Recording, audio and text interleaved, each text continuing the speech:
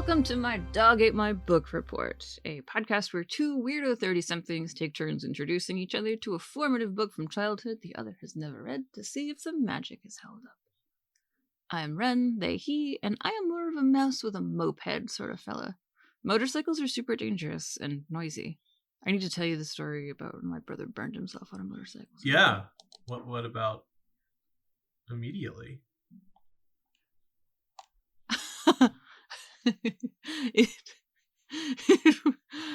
Okay, fine. My grandfather had a motorcycle, and if we, behaved and stuff, he would, take us for rides on it. But my mother was very not super excited about the motorcycle, so we knew that if we ever got hurt, it was game over for the motorcycle rides. And one day, a couple days after a visit to our grandfather, my mom realized that my brother hadn't changed his socks in several days. And after a slight argument with my then, I think, 5-year-old brother, she wrestled the sock off of him and realized he was covering up a huge burn he got on his leg from, I think, the exhaust pipe of the motorcycle. But as a tiny child, he didn't know how to take care of it, so it was obviously already getting infected and stuff, and it was super gross, and the sock was sticking to it. This is not a good podcast story. It's really gross. That's why I wasn't going to say it. But yeah, we were not allowed to ride the motorcycle anymore after that, which was why Corey was hiding it, because he knew that would probably happen. I injured myself on a bicycle once. A bicycle or a motorcycle? Bicycle, which might be why I never upgraded to a motorcycle. I was participating in an ill-advised activity, which was riding my bicycle barefoot. I was this was probably first or second grade age, maybe. And at one point I just my foot slipped off the pedal and wedged between the front wheel and the support of the front wheel, so it just kind of shredded the sole of my foot. It probably was not as bad as it seemed at the time, but it was definitely pretty painful at the time. And I when I went inside, my mom got out all the bandages and stuff, significant quantities of bandages. I don't think we ever went to the doctor about it or anything, so I imagine it was fairly superficial, but I definitely never, basically just didn't go outside without shoes on after that. Probably. Much less get on a bicycle. Yeah. That sounds safer. Yeah, my brother definitely went to the hospital. Had to get treated. Yeah. It was bad. Anyway, I'm Brandon, he, him, and I'm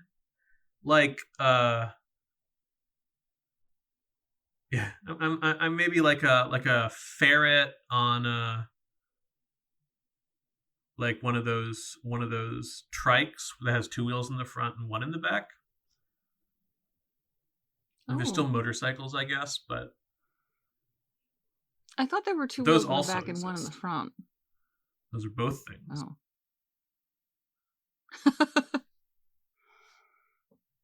That makes you sound more like a circus act. Are you balancing plates on a stick while you ride this thing? Because that's not going to end well. Well, today it's a me pick, as you probably know by now because I'm the one that did the intro. And today I have selected The Mouse and the Motorcycle by Beverly Cleary.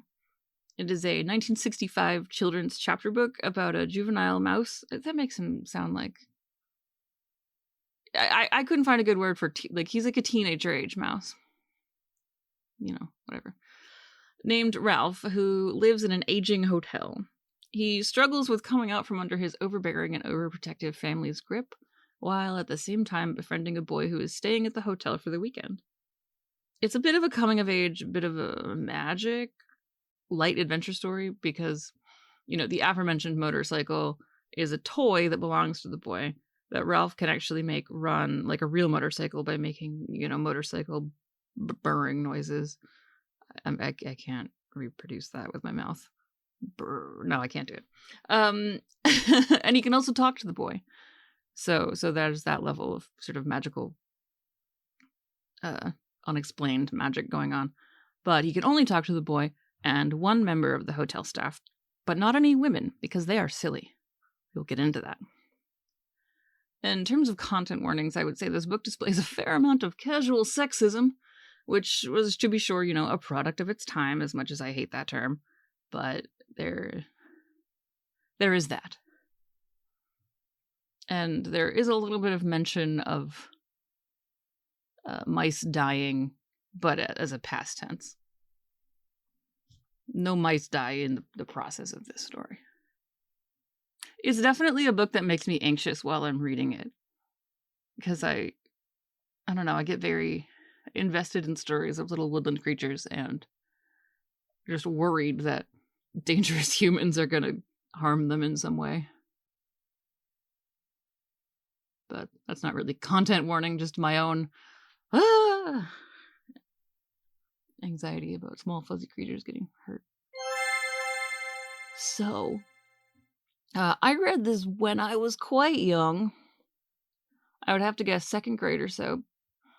And my memories, were a little fuzzy at that age. And I'm going to use that memories or fuzzy justification to explain that this is not the book I thought it was. When I started reading it, I was so perplexed. Because what I thought this book was what I found out when I was doing research on it was its sequel, Runaway Ralph. That's definitely the one I read first. And I don't know if, when I was 6 or whatever, I had the concept of a prequel. But I think I thought that this book was like a prequel or something like that. Because I know I read it, but like later. Because Runaway Ralph, which I have not read, but I intend to after this, is wonderful. But it takes place in like a summer camp or something.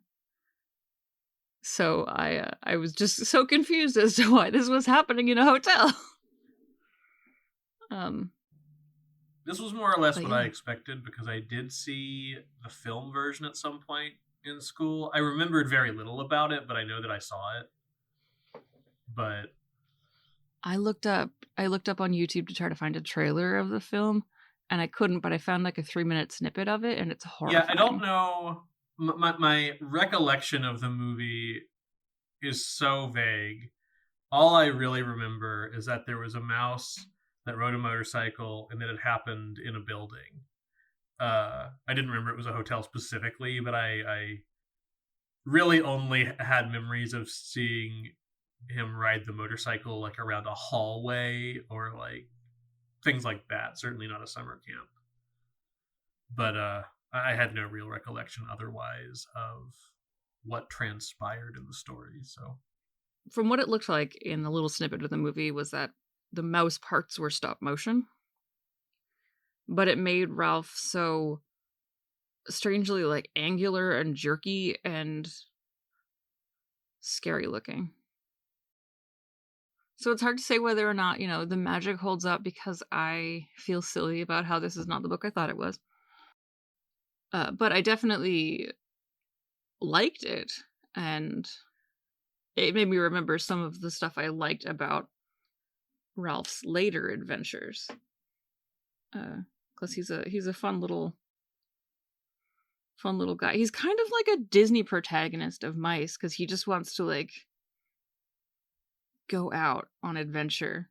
He doesn't have an I want song, but there would have been one. But as much as he does want adventure, I did find it kind of cute that at the end, when he was given the choice to go, what was his name? Keith? Yeah. The boy was named Keith?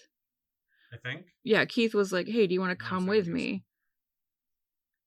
and live with me in a cage in my bedroom? And he was like, no, I'm going to stay here with my family.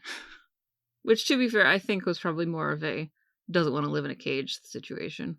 But yeah, that struck me as a very reasonable thing. I don't think of these like older children's chapter books as really having much in the way of world building because they're all so short. But coming back at books for this age range, I'm realizing that is kind of erroneous because there was a lot of interesting like tiny little tidbits of world building in this that I really liked. In particular, the kind of morbid parts where Ralph talks about how his father died because he carried an aspirin pill around in his cheek pouch and it dissolved and poisoned him. And the aunt who got stuck in a suitcase and carried away. So there's all this little like mention of the sort of human caused dangers in the mouse world, which little brief world building tidbits for what life is like. I mean, we all know that aunt is somewhere living her best life, though, right? Like, she's... That's right. They described her as someone who liked the finer things in life, and she hopped into a suitcase because of, like, some silk fabric or something.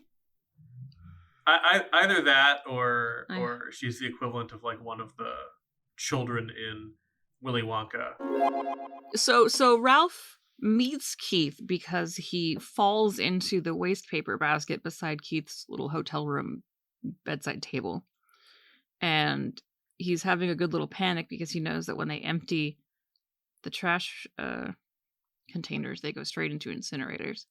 So immediately, like in the first couple of chapters, there's this very real mouse about to die danger in kind of a horrifying way. Yeah, but and here's the thing. When I started reading this book and got to that part, specifically the part, less the waste paper basket part, but the driving the motorcycle off the nightstand part,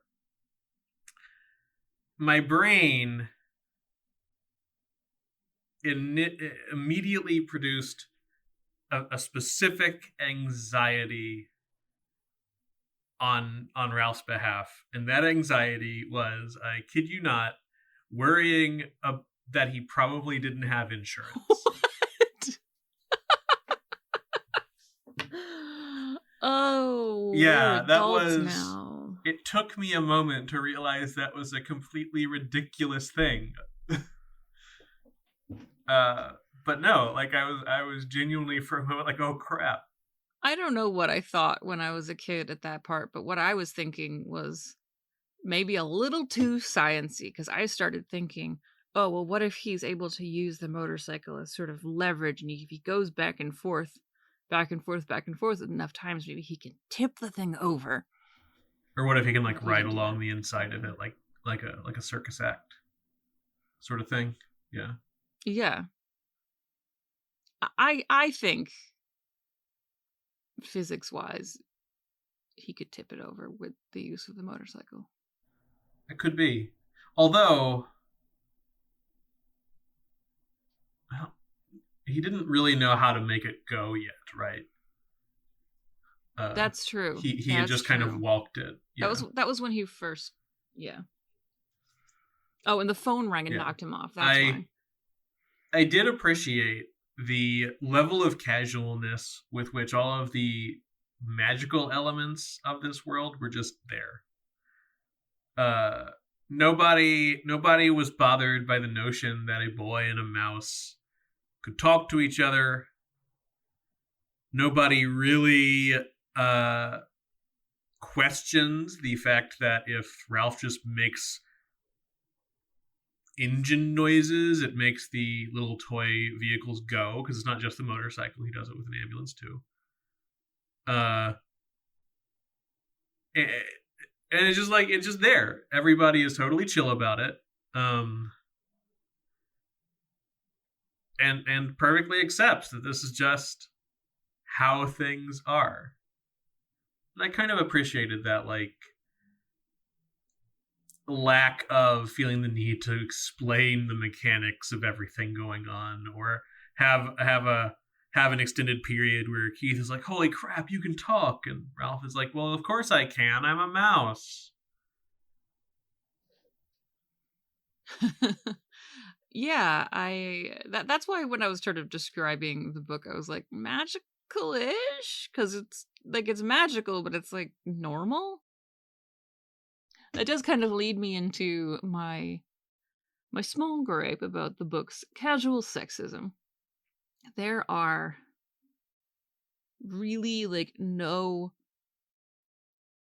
women characters in this book that are not taken jabs at for some silly woman trait. Every woman is either like fussy and overbearing, or I want to speak to your manager Karen types, or silly girls who only care about boys and their hair. And there's a scene where Ralph sneaks into the room of a couple of teachers, and he tries to talk to them because he's going on his little aspirin quest, and they can't understand him. They just hear squeaking because, of course, and this is a quote from the book, young women could not speak his language. This is definitely something I wouldn't have noticed as a child, but reading it now, it's just so glaring to me how much just, like I said, casual sexism is in this book. And the author is a woman. So I couldn't really find anything about, the topic, but my hypothesis is that in 1965, as a woman writer, you probably had to make sure that you were one of the guys in some capacity. So it kind of comes off to me as like, I don't know, internalized sexism or to appease male publishers taking jabs. Yeah. Thing. I don't know. These are just my assumptions. I feel like I've definitely heard contemporary authors talk about sort of the ingrained, internalized sort of misogyny that was kind of hard to escape. It could be something that Beverly Cleary never even thought about, just put in there. But the thing that it like sort of steamrolled in me was thinking, I read this when I was a small kid and I didn't think anything of it. So it sort of perpetuates this cycle where I internalize it. And then I know that I definitely went through long periods of internalized sexism. It's just this cycle. And it's there and present from books that I read when I was tiny. And like some of it is also just that, like, I think with this book in particular, as with I imagine a lot of books that we may have read when we were younger, it's easy for that stuff to also to kind of disappear into like adults don't understand kind of stuff, because like there aren't none of the female characters in this book are Keith's age, so I think it's easy, if there is any takeaway when you're younger, it's easier to consciously sort of recognize the fact that they're adults, and like everybody, you don't like when your mom gives you a bedtime and stuff, right? So it's like, okay, but even though there is a definite gendered divide, yes, but at the same time he can talk to the adult bellhop man, and there's not that many other male characters in the book, but the ones that are there are very sympathetic. Like the father is clearly like a very nice, chill guy who just wants to visit this nice hotel and be perfectly happy about it. And the wife is just, this place. Let's see, I did not read the father that way at all. I read the father as the sort who is like, I've decided that the family is going on vacation, and I'm deciding what the vacation is because I'm the man, right? Even though you have a car alarm happening behind you. Yeah, it's somewhere. But yeah, I definitely read Keith's father as also kind of crappy, although he's not in the scene as much as Keith's mom. And then the guy staying in the other room with the dog is just constantly like really mean to that dog. So Well, so I have a snippy thing to say to that and a reasonable thing to say. Back to the father. You're right in that I didn't quite notice that he was like, yes, this is the vacation we're going on. What I was in more referencing was the scene where they're in the room with Matt, the bellhop, and the wife is just like in front of the worker of this hotel, like, this place is gross. Should we go somewhere else? And the father is just like, no, this place is fine. Like, trying to be polite to the guy, and she's just like acting like he's a servant. And that's what made me grumpy about the mother. As for the guy with the dog, that little yippy terrier was clearly being a little tyrant. Have you ever spent any time with a terrier? yeah, I grew up with a terrier. Oh. Well, fine. But wait, wasn't your dog like a terrier or something else? No. So no, this is Dixie, right? This is the dog my parents had when I was born, actually. And thus for like a lot of my early childhood, they had a West Highland Terrier named Chaucer. All of this to say, I'm definitely not disagreeing with the sexism element here. Just observing that I think, were I to have read this, 25 years ago or whatever, I don't think I think I would have noticed the adults are bad part rather than the women are not as cool or whatever part. I guess that's a good point. You have brought up a good point, and I still think there was some sexism there, but I do think that you're right that almost all of the adults are painted as. Oh, I mean, you're absolutely correct. There is like a lot of sort of casual sexism built in. I think there's just like so many more like snide remarks about the women being fussy, or the one girl who just wanted to like stare at her hair in the mirror, and like there was just a lot of time spent on how silly that girl was. And yeah, I also don't want to shy away from the fact that there were some weight jabs as well, which I didn't love. Talking about Ralph's overweight uncles going for seconds, like super greedy, and I was like, ooh, that's not very nice. So yeah, internalized, sexism, casual, weight, phobia, etc. 1965. Yeah. I read this stuff on my phone on a Kindle app because I've tried to divest myself of having a bajillion physical books, which I would do if I didn't police myself a bit. So I would highlight and make notes about things as I read that felt important. On the topic of dogs, I highlighted the sentence, if there was one thing Ralph disliked, it was a Snoopy dog. And my note was, Ralph hates peanuts. Oh, that's great.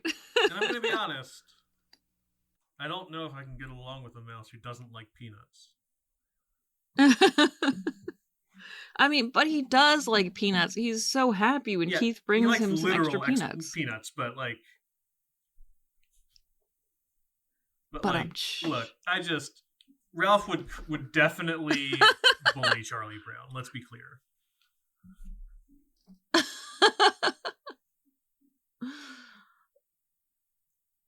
So, I do have more notes and things, but what did you overall think about it? It was fine.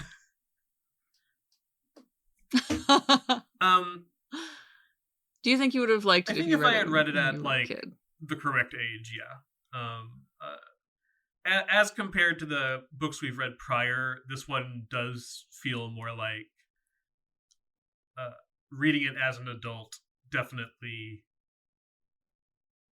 I just there's just a certain amount that I can't really connect with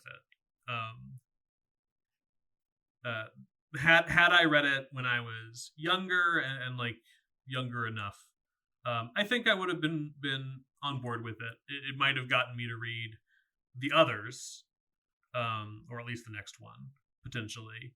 But as an adult, there's a little not enough for me to latch onto. I think to like really really dig it. I don't dislike it. It's fine. I'm not like, man, this is a bad book. I'm with you on that. It's a book that I could have very easily read in one setting, but I was not compelled enough to do so. It took maybe 4 or 5 tries of me reading it before bed and just falling asleep. And as I was reading it, I was definitely sort of feeling some of the nostalgia goggles like come off, where, you know, I still had that feeling of like, oh, I remember what it was like reading this and feeling like it was so cool and magical, but not having that same experience again. Whereas, like, you know, when I reread Hatchet, I'm just like, I am so here. I'm so into this. And this didn't have the same thing. But it could also be a little bit more of a problem where a little bit of my schooling seeped through with Hatchet, where, you know, when he would say things and I would be like, oh, but do snapping turtles actually lay their eggs at the same time that raspberries are in season in Canada? What about the ecology of this? In this one, I was just thinking just way too deeply about the, you know, social structure of wild mice, and, you know, which are also a thing that I have studied. So, a little bit of the magic is gone off of the concept of talking mice for me as a, you know, animal scientist of sorts. I likewise didn't have as much that I could like dig into nerdy wise as some of the previous books that we read, but I did try a little bit to determine, because this is what pinged my brain. The motorcycle has rubber tires, and I'm not sure that toy cars had rubber tires back then. And I'm the sort of person who knows enough about that to feel like it might be inaccurate, but not enough to be sure. And I didn't look very hard. I couldn't find a definitive, like, here's when toy cars started to use rubber tires. Are you saying that, like, the illustrations depicted as having rubber tires, or the descriptions depicted as having rubber tires? The description. Okay, that's interesting, because it was written in 1965. So, if toy cars didn't have rubber tires, then Beverly Cleary, like, invented them. Well, that didn't exist. Okay, I guess it doesn't actually say rubber. It just has it had a good set of tires, which I assumed meant rubber. I don't know. It was a weird little nitpick that I did not find a definitive answer to.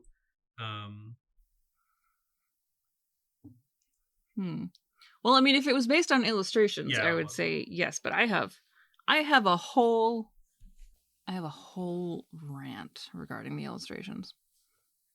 So my illustration nitpick is that in every cover and in the description of the motorcycle, it is red. It's red on every cover I've ever seen. Until this most recent version, which is the first version where they change all of the internal illustrations as well. So from 1965 to 2014, I think it is, they used illustrations by Louis Darling, who is an amazing children's book illustrator. He does this sort of stippled, dotty illustration look, and I love it. I will link some illustrations in our show notes of the original versions.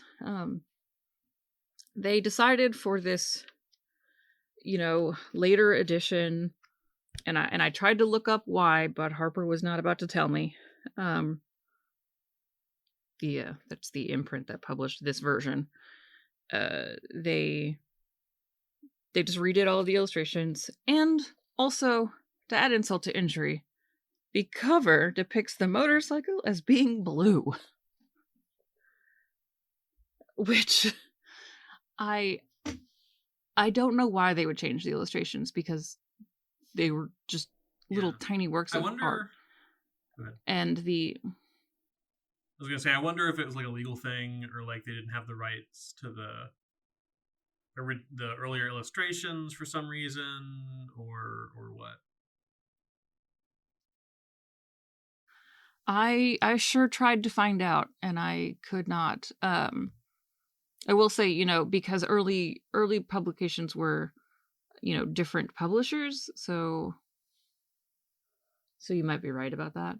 But I couldn't find anything on the internet anywhere, and I was not brave enough to email the publisher, which I feel like, I could have done that, but I didn't. Maybe I will at some point. Be like, hey, just I'm doing a little podcast. She's tell me why you didn't change the illustrations, please, sir, Mr. Harper, publisher guy. And they'll probably ignore me, but that's fine. Okay. So something I didn't really think about when we set out on this journey of revisiting childhood books and everything was that a lot of the books we would be reading would have illustrations in them. Not, because they're picture books necessarily, but certainly many books of a certain target audience have an illustration every chapter or whatever. And I've never really thought much about how those come to be, if it's part of the creative process of making the book in the first place, if it's a publisher thing.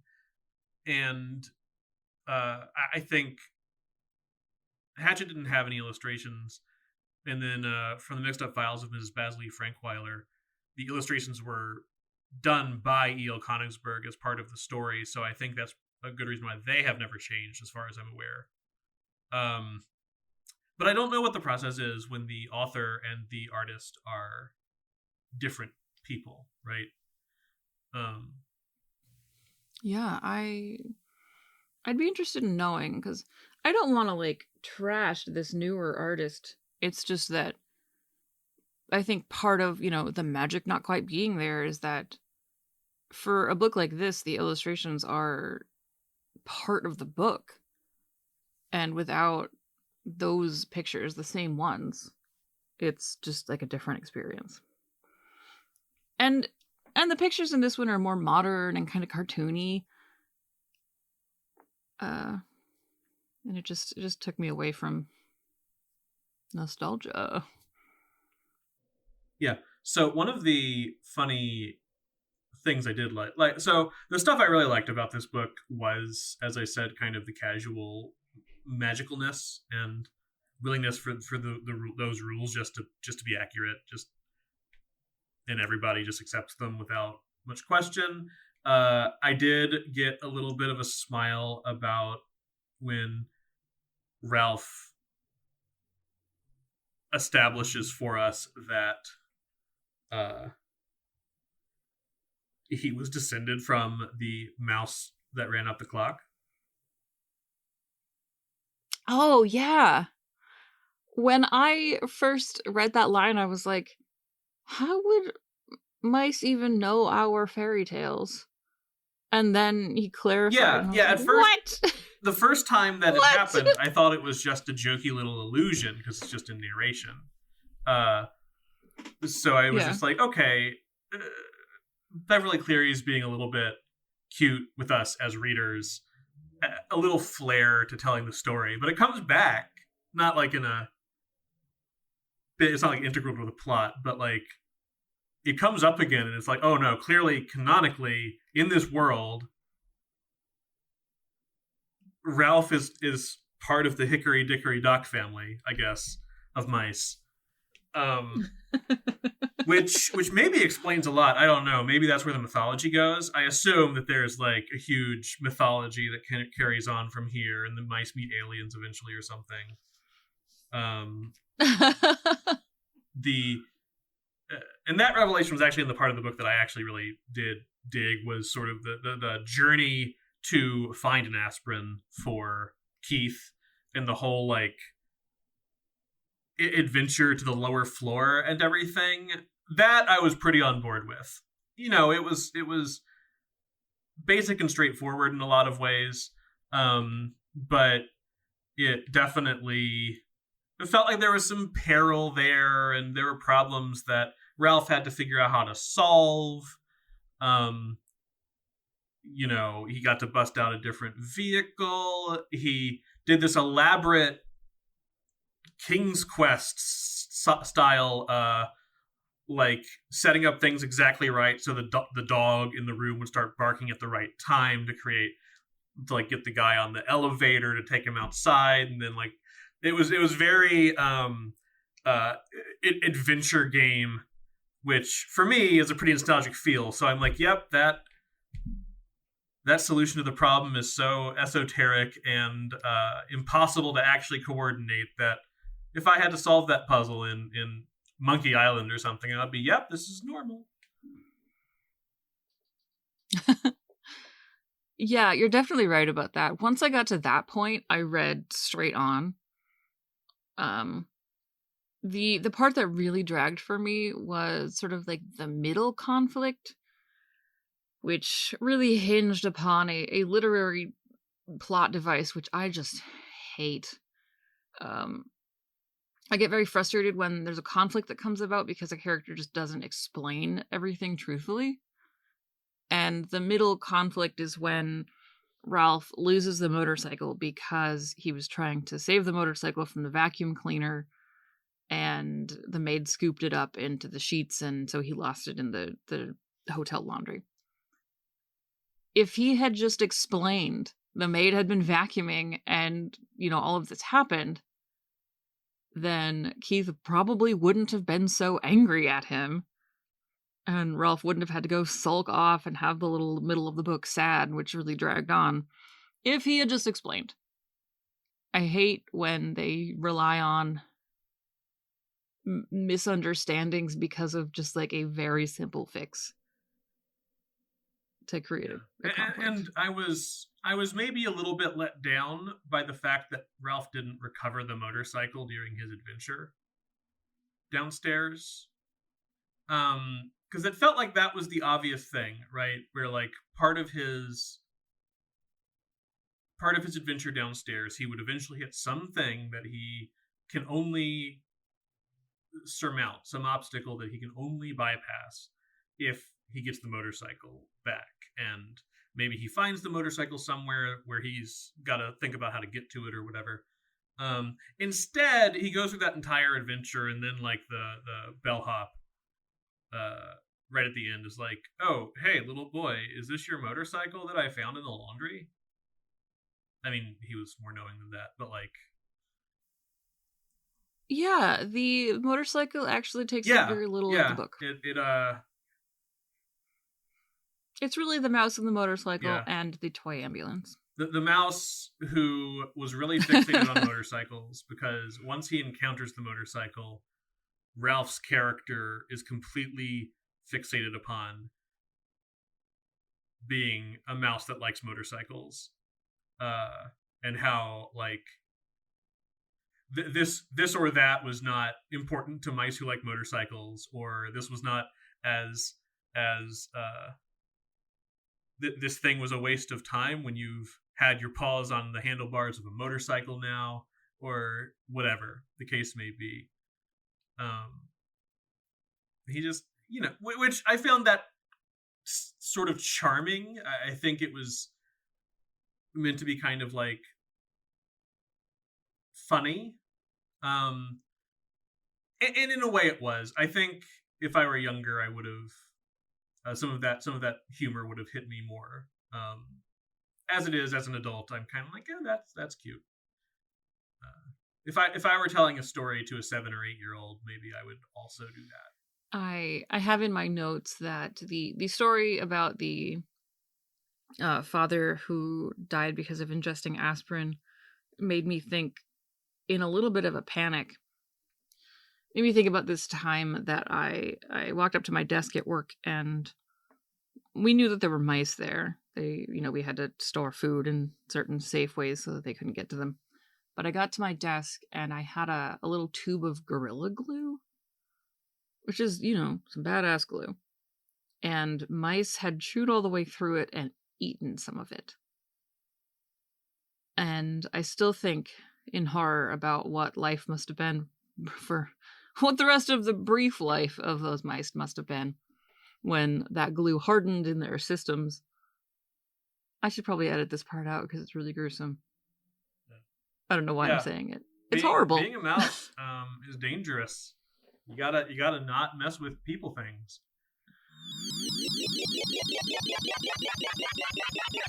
Yeah. I have a discussion question. Yep.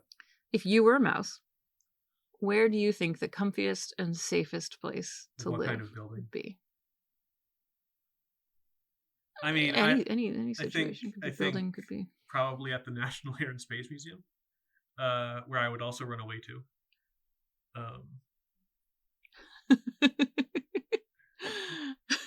I realize it's very close to your question from last time, but I feel like the parameters are different. Yeah, and I'm not entirely sure my answer is actually different. I feel like what are you going to eat at the National Air and Space Museum?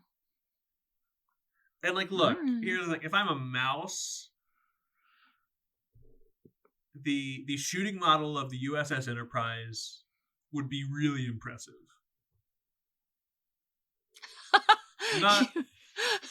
What kind of noise do you have to make to make that go? But let's see. To make the Enterprise, I didn't even think about making it. Okay, now I'm definitely on board with this. With this decision. Yeah, because you got to make it with your mouth. So probably like a whoosh.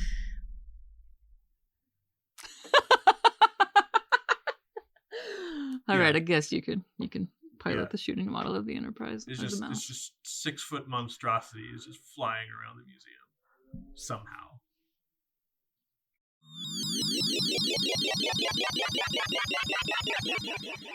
It certainly didn't have as many sort of awards and accolades as our previous 2 selections. It did receive some awards, but not Newbery style. Like I said, it was written by Beverly Cleary, who I found out actually only just died in 2021.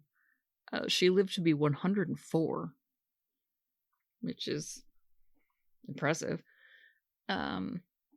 She wrote this book being inspired from 2 incidents. The first is that she had a son who had a fever when they were on vacation, and he was, playing with cars and motorcycles at the time.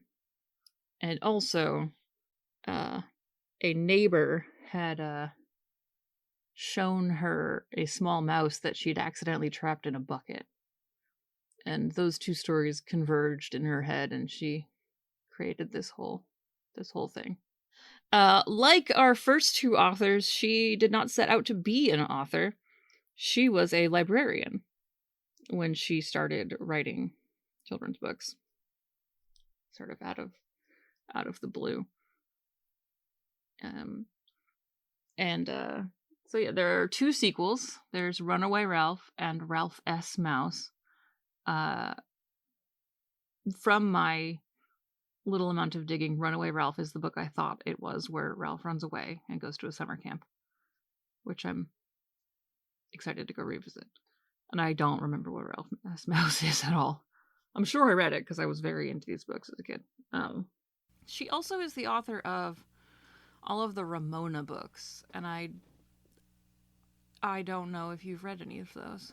I feel very sure, without really being able to remember much about them, that I at least read Ramona Quimby Age 8, and I may have read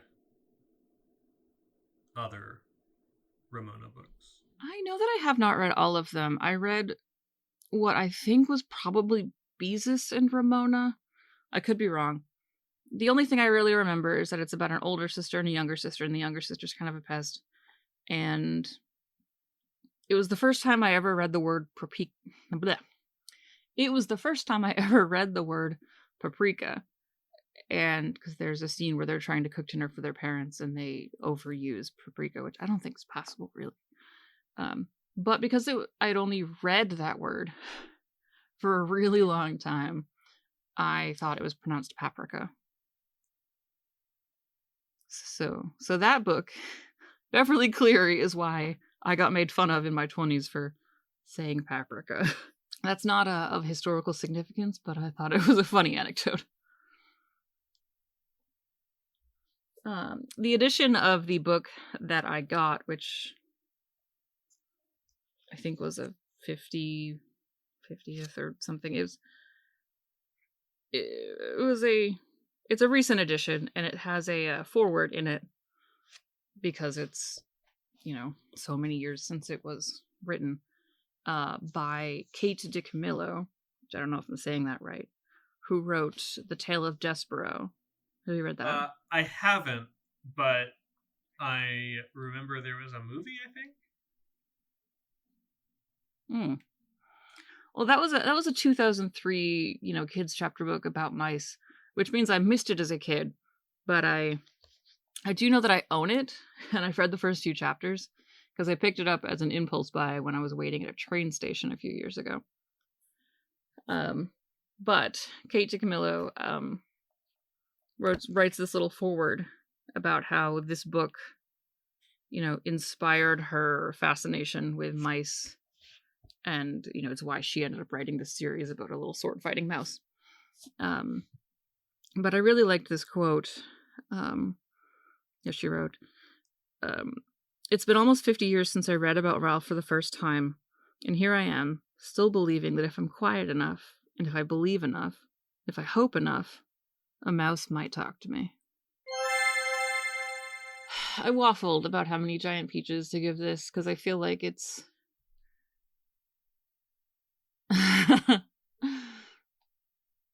me and rating systems, I always just kind of want to give everything a middle ground.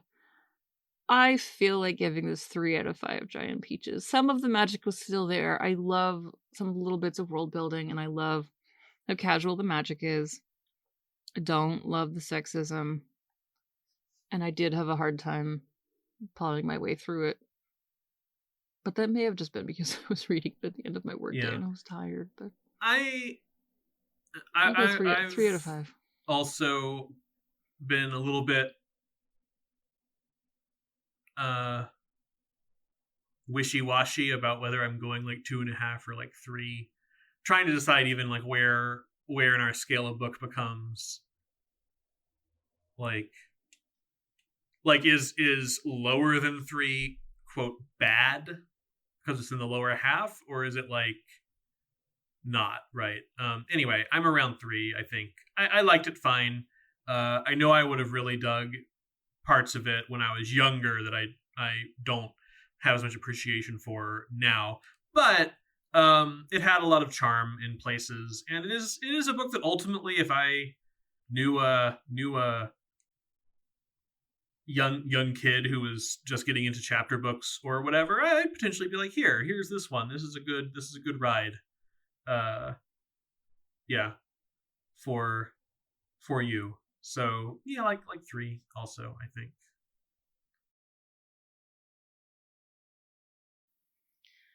I do know that there are other books that involve small mice that I think I might like more, but still thinking about all these books back with nostalgia goggles, it's hard to really say. I will be subjecting you to the cricket in Times Square. I feel like if we really wanted to, we could just do a podcast about books about mice, right? Like that's that's a big genre, right? Thank you all for listening. Next episode will be a Brandon pick. What have you selected? So I have decided, with our first two picks, I followed up your Tale of Survival with one of my Tales of Survival. And so here, I'm going to follow up your story with a motorcycle in it with one of my story with a motorcycle in it. 2 motorcycles, in fact. We're going to read the first book of the Hardy Boys series, The Tower Treasure by Franklin W. Dixon. I fully expect that this is not going to hold up. I'll explain in more detail when we talk about it next time, but I have intentionally chosen a book that, while it was a springboard for me at a certain time into things that I got more into, I kind of expect it's not going to hold up great. However, modern editions do have a motorcycle on the cover. And actually the motorcycles are in the very first chapter, so thematic. I'm excited. I've never read any Hardy Boys or Nancy Drew. I just skipped over them completely. Yeah, it's definitely a book where there was a time in my life that I read quite a few Hardy Boys books, and but it's been long enough ago that my recollection of them in particular is pretty hit and miss. So I'm excited to revisit it and see how I feel about these books, if they kind of work for me still as mysteries, or not, as the case may be. So that's what we'll find out next time. Is this any good? Should you read Hardy Boys? Awesome. It's also, I think, the oldest book that we've done so far. I have so many questions about Hardy Boys versus Nancy Drew, but we'll get there. Yeah, I know some things about those things, because I read a lot of Nancy Drew as well. In any case, the music used in this podcast was licensed by Epidemic Sound, and transcripts were generated by otter.ai. Have a question or comment for the team? You can find us on Twitter at Dog8MyBookPod, and on Instagram at MyDog8MyBookReport, or by emailing at dog8myBookReport@gmail.com. We'd be super excited to know what books you loved growing up. And thank you so much for listening. We'll see you next time. You won't see us. You'll hear us. Yeah, You'll hear us you. next time. You are invisible to all of our senses.